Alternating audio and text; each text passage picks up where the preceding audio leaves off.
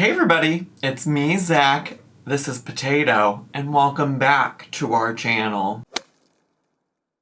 Yes, Potato is hiding in this pile of blankets somewhere. He was sleeping so peacefully, and if you know anything about little Potato Doodle Doo, Posif Doodle Doo, my little po' boy, my little tater tot, is that it's not often that he's peaceful in anything that he does. So I'm just gonna let him continue being all curled up in that blanket, and we're gonna get into today's video. And today's video is revisiting a content creator named Life Plus Cindy. I've done, I think, 3 other videos at this point on her over the past like 2 to 3 months, and the last time I covered her was because she kind of had disappeared off the internet. And I had been getting a lot of comments on my videos because when you searched for Life Plus Cindy on YouTube, all that popped up, since she privated all of her videos, the only thing that popped up were my videos and then some from a channel called Unpleasant Reality. And so naturally a lot of people were commenting, asking me where she was, and so I made a video that kind of like detailed and covered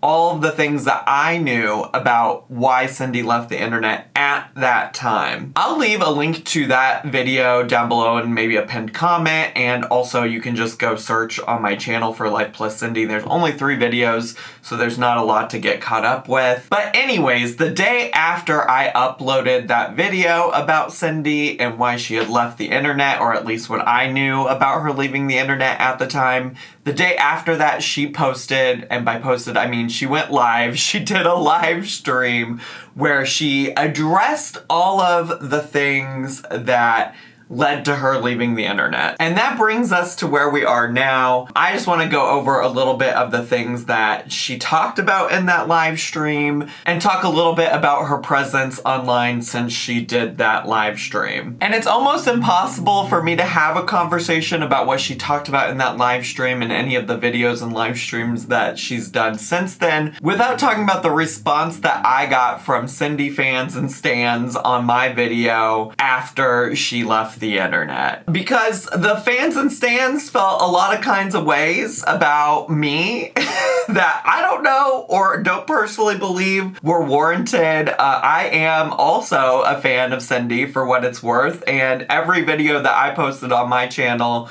was me talking about the things I liked about her channel, what I enjoyed about her. At most, the most critical thing that I think I ever said prior to my last video was that I just thought that she overshared in ways that I wouldn't overshare about my life personally. That doesn't mean I'm not gonna watch it if she does it. I was just saying like, hey, if it were me, I probably wouldn't share all that information. And then, of course, in the last video, I was also critical of some of her comments that she made, which we will get into as a part of our discussion today. But outside of that, I considered myself a fan of Cindy. I enjoy putting her videos on in the background while I'm working on things and enjoy watching her for all intents and purposes. But some of y'all fans and stans are very passionate and find it difficult to, you know, see any fault or criticism in a person that you really like and care about. And I just want to provide a reminder that even our faves are capable of doing things that are worthy of criticism. In fact, in her live stream where she took accountability for the things that she done, she actually asks for accountability and for people to hold her accountable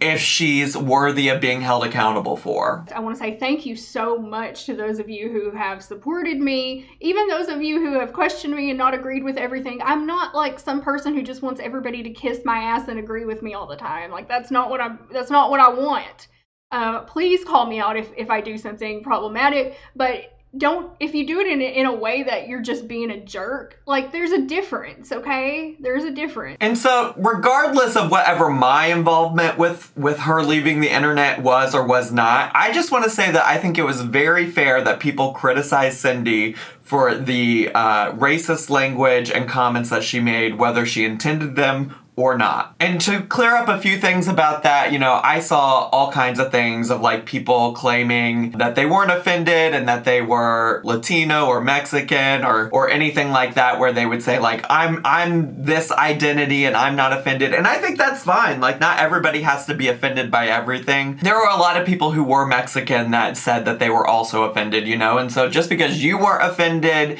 didn't mean nobody was offended. And I think it's important to listen to all the people who were offended in that conversation. Obviously, I'm a white person. I don't speak Spanish, so it's not for me to say that any of the things that Cindy were saying were offensive. I was simply, at the time, reporting on what other people had already said. I was not the first one to highlight that nonsense from her mouth, but I certainly was just sharing some of the reasons why people thought Cindy might have left the internet at the time. So keep that in mind, like, I only brought attention to things that other people were already saying. And honestly, if Cindy didn't mean any ill will from that, then I think that's great, and I appreciate that, and I think she should have just said that to begin with from the get-go, apologized for it, and moved on. But we'll talk more about that later. That's not exactly what she did, even in her apology in this live stream where she discussed how she was going to be leaving the internet. I also just want to emphasize that nowhere in my video, nor really, truly, honestly, other videos I saw, was anybody calling for Cindy to be canceled. I think the problem with cancel culture is that it shifts the like victim in the situation to being the person who said the hurtful comments, instead of focusing on having a conversation with the person who said the hurtful comments, them learning from their mistakes, and them taking accountability for it. Because why all of a sudden is Cindy the victim when she was the one that said the hurtful thing to begin with? And to be clear, nobody was asking for Cindy to leave the internet. Cindy made that decision on her own accord, and that was her choice to make. And in fact, I actually take more issue with her just like leaving the internet to avoid accountability, because it gives her the opportunity to just step away and not address the things that people had issues with. Which, to be fair, she did try to apologize. I'm going to talk about that more in a bit. And also she did say that the racism allegations were not the only reason or the reason that she was leaving the internet. But I'm just saying it was a convenient time for her to just leave and not have to continue addressing the hurt or problems that she caused by her language. And I think a lot of people, myself included, brought up the concerns about her language and good faith that she didn't mean them in a mean way or harmful way, and that we just wanted Cindy to take the opportunity to learn from those mistakes. I saw a lot of people on the internet who said that they were longtime fans of Cindy who were disappointed and hurt by her comments. And I think, it's fine for those people to have those criticisms, especially because they do care about Cindy and they want her to do better and be better so that they can continue enjoying her content. And again, I think when you truly care about somebody, a thing that you do is hold them accountable for behavior that upsets you, makes you uncomfortable, this, that, or whatever. So let's just be very clear about that. I hope I've cleared up some things regarding the issues of racism. And like I said, when we get down deep into the things that she said or did in her apology live stream, we'll talk way more about that. A number of people also blame me for her getting doxxed, which we'll get into. A big part of why Cindy left the internet is because people reached out to family members of her that she didn't want contact with and told them about her channel. And I don't know what to say about these allegations because, there's been no hard evidence or proof that actually ties me to any of these things. I would never dox somebody. I would never reach out to people. I would never interfere with people's real lives outside of YouTube. I've been doxed before. I've adamantly advocated against doxing people in the past on my channel. For example, people taking photos of Amberlynn Reed's girlfriend without her permission. So I am very adamantly against those things, and people who watch my channel, I would like to think, know that about me. So I didn't dox Cindy, I didn't direct anybody to dox Cindy, and I don't condone that behavior on my channel. I've also seen a lot of people suggesting that I'm responsible for of the Life Plus Cindy snark subreddit, and that the person who created it was a fan of mine first and found Cindy through me. And they also say that the person who reached out to Cindy's family was somebody who found her through me. And like I said, I've seen no actual evidence that like suggests that this is the case, that this happened, or this is what was going on in that situation. I mean, to me, it just really feels like fans and stans of Cindy's were looking for somebody to blame for what Cindy decided to do on her own accord. And most of the people in the subreddit, like I said in my last video, really seem to be people who start off all of their posts with like, I've followed Cindy since she was playing The Sims 2. I've followed Cindy for years. I've followed Cindy through this, that, the other. And of course, those people could be lying, but regardless, I've only covered Cindy for the past 2 or 3 months. I can't be responsible for what long-term fans of Cindy are feeling about her now in this moment. And you know what? Even if those people did find Cindy through me, I cannot realistically hold all 144,000 people who subscribe to me accountable. I can do my best to encourage the best behavior from people. You can tell even from like comments on all of my videos, regardless of who I'm covering, that most of the people who comment are like good people, say very nice things, are very kind in the comments. I try to create a community that is very positive for all intents and purposes, but I can't control everybody. And with that being said, even Cindy's own subscribers, some of y'all that have found your way to my channel, lack the ability to listen to her and what she says and the things that come out of her own mouth, which I don't fault Cindy for, but Cindy herself in a live stream said she did not blame me for anything that was happening to her on the internet. I'm not blaming Zachary Michael for this. No, it's definitely not his fault. It's my fault. I mean, ultimately, everything that happened is my own fault. And like I said, that didn't stop some of y'all from coming over to talk in my comments about how awful I am and blame me for the things that happened to Life Plus Cindy. So try to use some like logic and common sense and reasonable understanding. I also enjoy Cindy. I don't want anything bad to happen to her. I don't think she's an awful person. She's clearly somebody who is a complex and nuanced human and has flaws like all of us, and also puts that on the internet, and I enjoy watching it. So now that we got all that cleared up, how about we spend some time talking about this like goodbye live stream? The live stream was called My Last Appearance: Apologies, Explanations, and Ending on My Own Terms. And according to what is popping up on my computer screen right now,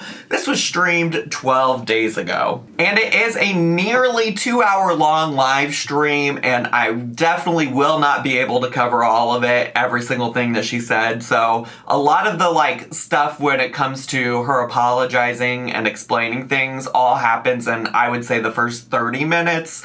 So a lot of my coverage is going to be focused on that. She spends the other hour and a half pretty much just like interacting with her subscribers and raking in super chat donations. So I do want to start out and say that Cindy did attempt to make an apology for the comments that she made in the Mexican restaurant with her friend B. So the first thing I want to address is people are calling me a racist, which is very, very fucking hurtful. I am not a racist. So when B and I were in the Mexican restaurant, we were joking around and laughing at ourselves not being able to pronounce the words. Like, we had no intention to mock anybody or any culture or any people. Like, that was not the intention at all, and I'm so sorry if that offended or hurt anybody in any way. That's not what we were doing. We were laughing at ourselves for being idiots and not being able to pronounce the words. We were laughing at the picture because it was so low quality. You couldn't even tell like what was in there. That's why he said it looked like garbage, not because we don't think Mexican food is garbage. Obviously, we were eating there and we enjoyed it very much. So we were just laughing at the picture and then laughing at ourselves because he tried to pronounce the word. It sounded like vulva. That's funny to me because I'm immature, so I laughed. And then he asked the waitress, or not the waitress, the other employee there, how to pronounce the word so that we wouldn't butcher it. We were trying to be respectful of the language. And she didn't speak English, so we didn't know that. So he asked again, and then our waitress came over and told us how to pronounce it. But I think my challenge with this apology is that it wasn't actually too much of an apology and more of a I'm sorry I got caught situation type of deal. I mean, she even starts it off by focusing on how hurtful it is that people would call her racist, as opposed to focusing on the hurt she may have caused because she could have said something racist. She also uses the language of, I'm sorry if that offended somebody or hurt anybody in any way. And the reality is that many people already did say that it did hurt them, that it did offend them. So there's no if about it. People have told you they were offended, so there's no need to clarify or give a preface of if it hurt somebody. It did. People told you it hurt them or that they were offended by it. She also says a number of things during the live stream that suggest that she just wouldn't have posted those clips if she knew people were going to get offended by them. If I thought that that would be taken as some kind of racism or mockery, obviously I never would have put that in the vlog. Yeah, we did not mean any harm by that. I am so sorry if that offended anybody. It hurts me to think that I could have hurt somebody with my words. Never my intention. We were just making fun of ourselves, goofing around, acting like a couple of idiots. Like, if you never goofed around and said something stupid with your friends, I don't know what to tell you. I just regret that I published it. Which again, to me, gives big, I'm sorry I got caught energy, not I'm sorry I hurt people energy, you know? It's like, oh, if I had known y'all were going to be upset by the things I said, I just wouldn't have told y'all I said those things. Not, I wouldn't have said those things at all. Another thing I thought was interesting is that she says that she was in too difficult of a space to address all of the comments that were saying that she was saying racist things. And I'm sorry that I haven't addressed this before, but the last couple days have been very, very difficult for me, and I was not in a place where I felt like I could address anything or address anyone. So. But the reality is that in the comments on her video, she did address those things in a very rude and snarky way. She told people she simply didn't care. And I will say she does acknowledge in this live stream that she did make snarky comments because she was just lashing out, and that's what she does when she's upset.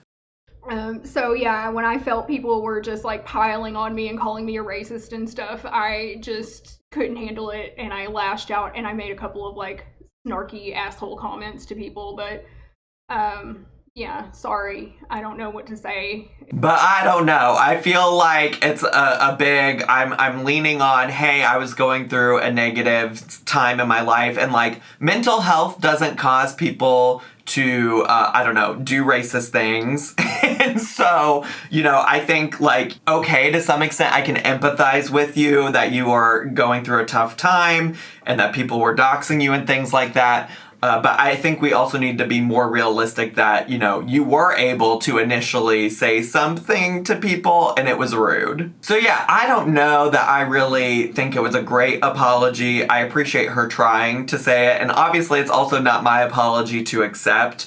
I just, had a lot of red flags as I was listening to her apologize, where it didn't really feel like she was fully taking accountability for the things that she said. And like I said, she does go on to explain that the real reason she left was because she was doxxed. I was doxxed, and somebody contacted my family.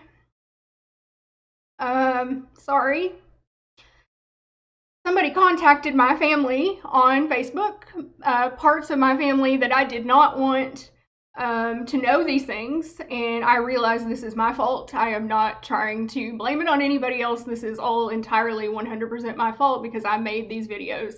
I put them out there. But these people who, this person came onto Reddit, said they were a family friend, and that they were so concerned that I hadn't told my family yet that they were going to tell my family. This person was no family friend, okay? First of all, they did not get any of the details of my family dynamic correct.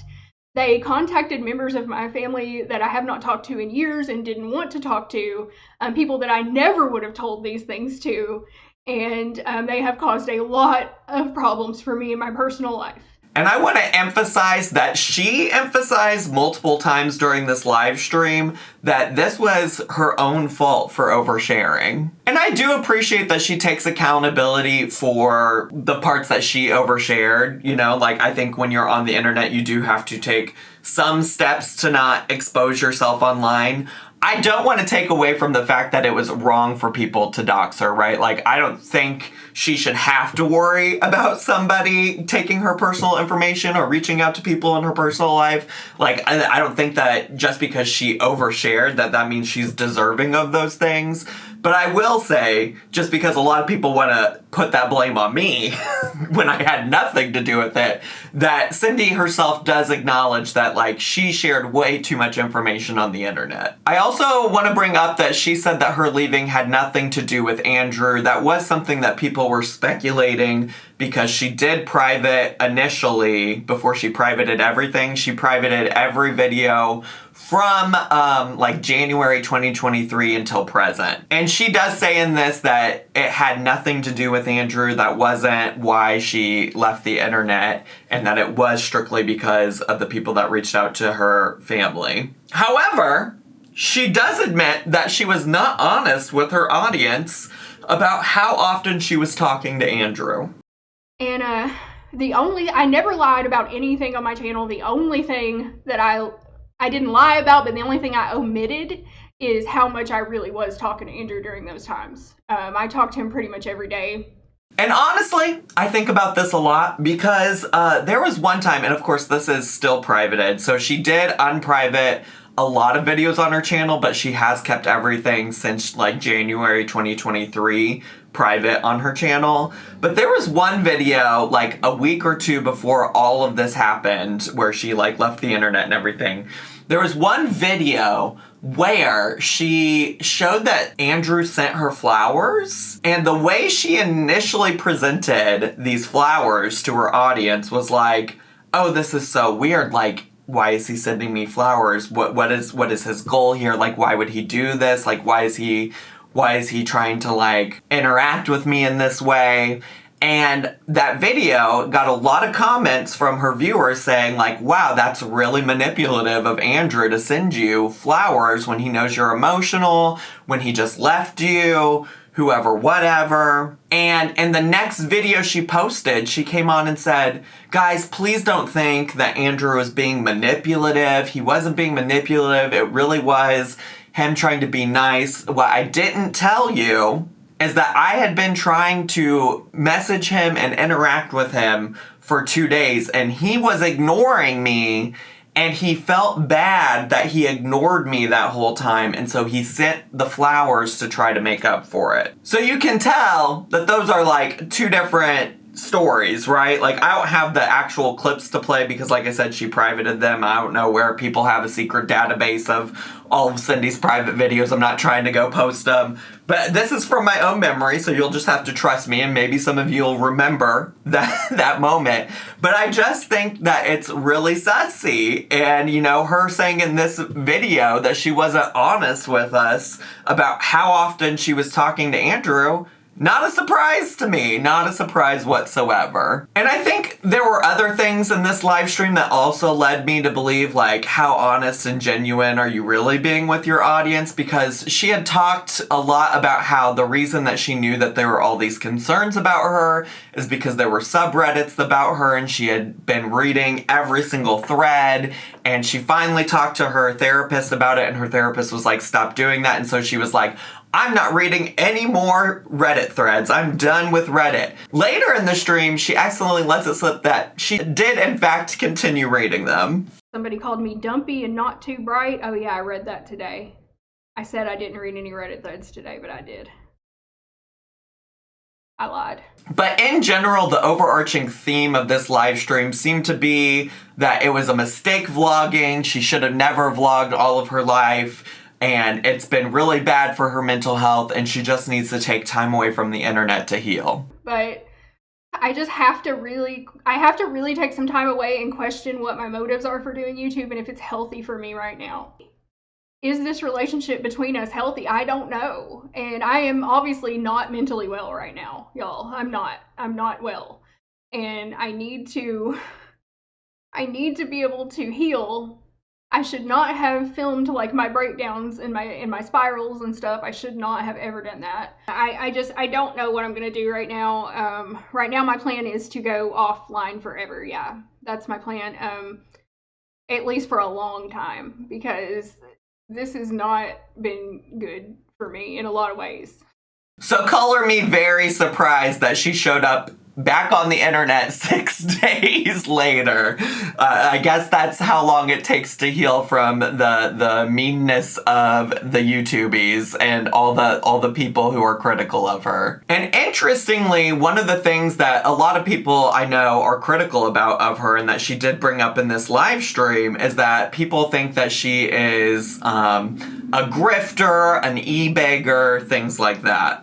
I've been called a lying grifter, so I just want to make it clear that I'm not ever trying to manipulate anybody into sending me money or gifts. That's just part of being a content creator, that people want to donate to you or send you things, and I made it possible for them because I was asked to. And her big return to the internet 6 days after telling everybody she was leaving forever on her own terms was a live stream where she spent her time opening up gifts from subscribers. I have to say, I think when I initially covered her leaving the internet and the YouTube, I don't think I was that critical of her specifically, like, getting things to her P.O. box or even specifically hinting or asking for things to be sent to her. Because my personal take on YouTubers having P.O. boxes and their viewers sending them things is like, if y'all want to do that, do that. It's like your hard-earned money. You get to decide how you want to spend that shit, right? Like,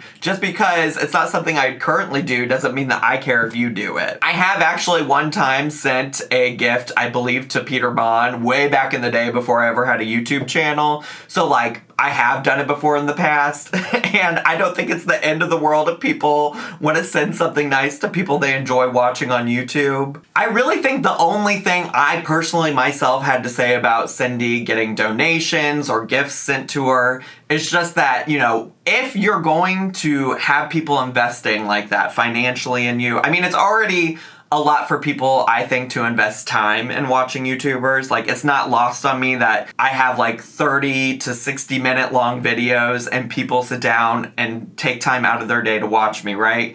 But when you add on the financial investment, when people are sending money to YouTubers, sending gifts to YouTubers, I think that should come with an expectation that, like, if you do something that upsets them, they're going to want to hold you accountable. So I think that's maybe the most critical I got about Cindy getting gifts from subscribers. Like, I don't think it's the end of the world that Cindy hints at wanting things sent to her, and if people want to send that with their own money, I say go for it, and good for her for capitalizing on it. With that being said, I do think it's kind of tacky to have your first reappearance on the internet after you did this 2-hour-long live stream talking about how awful the internet is for your mental health and how you have to leave and this, that, the other.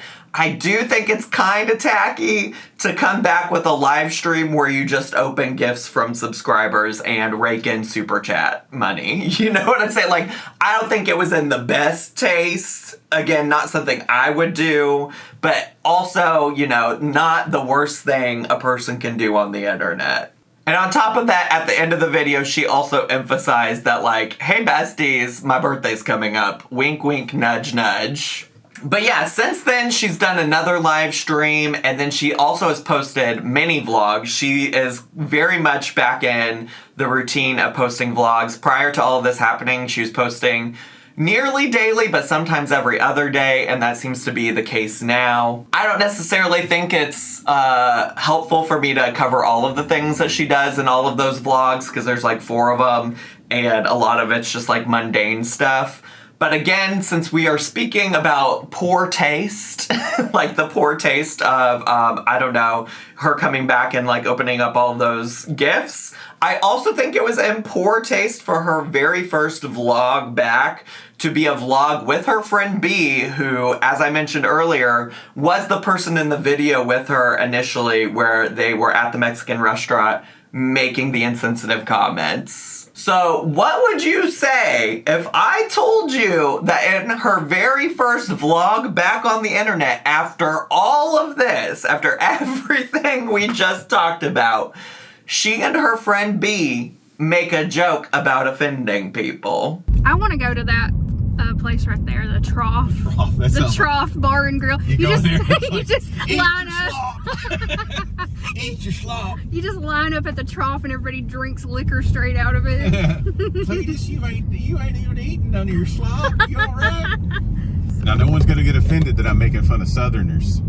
They can't. We can make fun of Southerners. Oh, yeah, that's true, because we are Southern. In my opinion, again, it just feels like she hasn't really taken any of this super seriously. It again is feeling very much like, I'm sorry I got caught, I'm not sorry that I said it. And I do take some issue with that. Like, I wish there was more clear, like, growth, understanding. It doesn't hurt anybody to be like, hey, I made a mistake. You are right, I should be more thoughtful in my videos. It really is super easy to do that and just move on. I've done it many times myself on my channel. I think it would just serve her so much better if she didn't like make jokes about something that clearly did upset a good chunk of her audience. With that being said, in general, I imagine I'll probably still watch Cindy, especially if her vlogs continue to be pretty mundane. A lot of her vlogs seem to be just like, here's what I'm wearing today. I'm running this errand. I'm cleaning my house. I'm reorganizing. This is what I'm cooking on my carnivore diet. Like, a lot of that, like, monotony is sometimes, for me, a perfect thing to have playing in the background while I'm cooking dinner, doing dishes, whoever, whatever it might be. So I will probably continue watching her. Again, like, in the grand scheme of things, I don't think, Cindy is an awful person. I want to continue seeing the best in her, and I hope that things continue to go well on her channel. But I do just have to remind you all that criticism of her is fair. I have yet to see anything that's, like, unwarranted. And I hope that Cindy's fans and stans can take some time to step back and realize that even their faves have problems, have challenges, do stuff that isn't great or wonderful, and realize that people who point out that criticism are not necessarily villains. Like I've said multiple times at this point, like, I am a Cindy fan. I have enjoyed her content outside of the comments she made at the Mexican restaurant. And I originally shared her content with my audience because I genuinely do enjoy her. Overall, the response my community has had to Cindy in the comments of my videos has been overwhelmingly positive, outside of the people that were critical of the things she said in the Mexican restaurant. So I hope the best for her. I hope this has helped provide some closure for people who are wondering what was going on with Cindy. And it's interesting that after the 6 days of her being gone, once she came back to YouTube, all of a sudden people left my comments and stopped harassing me about all the terrible alleged things that I did to make Cindy leave the internet. So I hope she has a prosperous YouTube career. I hope that you all enjoyed this video, and that's all I have time for today. If you're brand new to my channel, make sure to subscribe down below, hit the bell button so you get notifications every single time I post a new video. Make sure to leave me a comment, hit like, click share, and follow me on all my social media. I love you all so much, and I'll see you all next time. Bye!